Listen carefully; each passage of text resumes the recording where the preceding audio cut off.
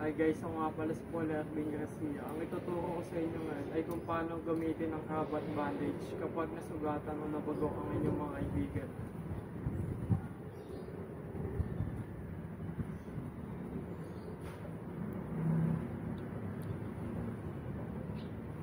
Ang type ng Kravat bandage na ito ay pwede nyo gamitin sa ulo ng inyong kaibigan kapag nabagok ito.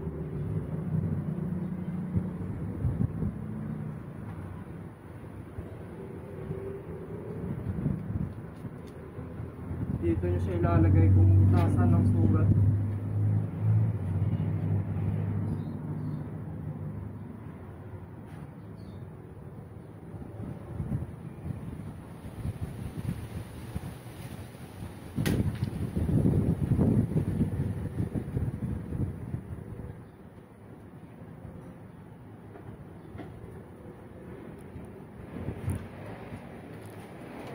Ayun ang kakalabasan niya.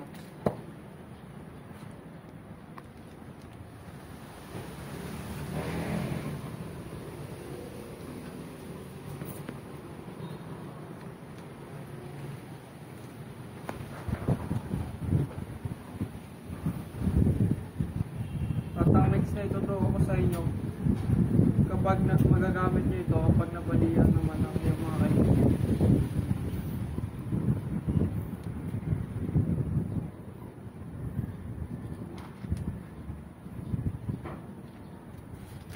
Dito nyo sa ilalagay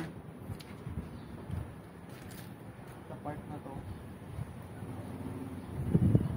Patutupin siya pa ganito.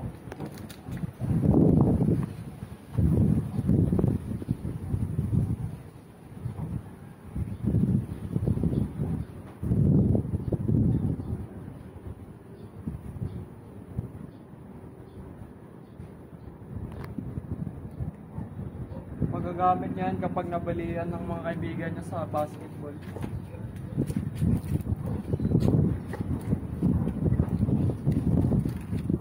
Isang Yun montage. lang guys.